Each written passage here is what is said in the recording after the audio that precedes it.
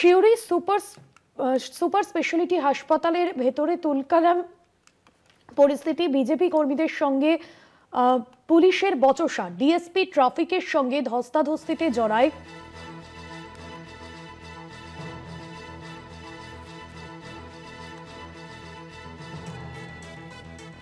Suri super speciality হাসপাতালের ভিতরে তুলকালাম পরিস্থিতি। বিজেপি কর্মীদের সঙ্গে পুলিশের বচসা, ডিএসপি ট্রাফিকের সঙ্গে ধস্তাধস্তিতে জড়ায় বিজেপি কর্মীরা।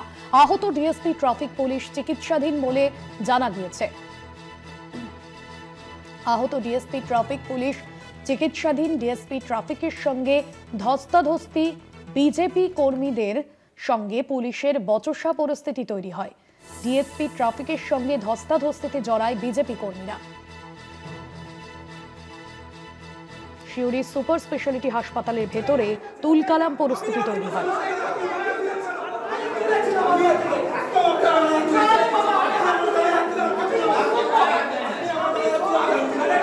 শুনুন শুনুন প্রথম কথা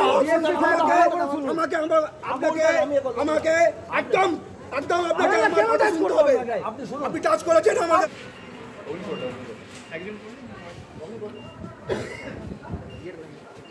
ঋতুভাস রয়েছেন আমাদের প্রতিনিধি ফোন লাইনে। ঋতুভাস, আর কি কারণে এই বচসা ধস্তাধস্তি কি জানা যাচ্ছে?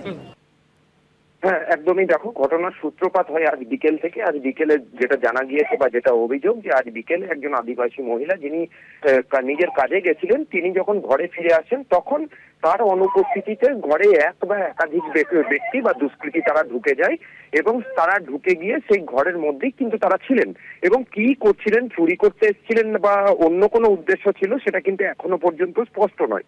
এটাই অভিযোগ। এর পরে কিন্তু যখন ওই মহিলা নিজের বাড়িতে ফেরেন কাজ সেরে, তখনই কিন্তু দুষ্কৃতীরা তার উপর চড়াও হয়, তাকে ভারী কিছু দিয়ে মাথায় আঘাত করে, কার্যত খেটলে দেয় তার মাথায় এবং তিনি কিন্তু এখনো তিনি সেখানে জ্ঞান হারান এবং পরে তাকে কিন্তু রক্তাক্ত অবস্থায় টানতে টানতে প্রায় 8 কিলোমিটার দূরের একটি জঙ্গলে নিয়ে যান।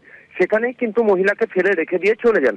এই ঘটনার খবর পায় সিউড়ি থানার পুলিশ। সেখানে গিয়ে মহিলাকে উদ্ধার করেন। উদ্ধার করে নিয়ে এসে সিউড়ি সুপার স্পেশালিটি হাসপাতালে ভর্তি করেন এবং পরে সিউড়ি সুপার স্পেশালিটি হাসপাতালে মহিলাকে ভর্তি করা হলে কিন্তু সেখান থেকে চিকিৎসকরা তাকে রেফার করবেন বর্ধমান মেডিকেল কলেজ হাসপাতালে।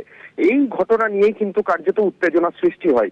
বিজেপি দাবি করে যে ওই মহিলাকে নাকি ধর্ষণ করা হয়েছে এবং সেই ধর্ষণের ঘটনা চাপা দেওয়ার জন্যই পুলিশ তার তড়িঘড়ি ওই মহিলাকে রেফার করিয়েছেন সিউড়ি থেকে বর্ধমানে।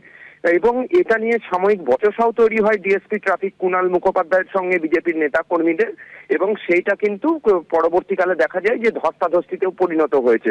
এরপরেই একটা টান উত্তেজনা সৃষ্টি হয় ঘটনাস্থলে এবং দেখা যায় যে ডিএসপি ট্রাফিক কুণাল মুখোপাধ্যায়, যিনি সেই সময় ওই হাসপাতালে উপস্থিত ছিলেন, তিনি কিন্তু নিজেই হাসপাতালে চিকিৎসাধীন হয়ে যান এবং এখনো কিন্তু তিনি সিউড়ি সুপার স্পেশালিটি হাসপাতালে ভর্তি আছেন।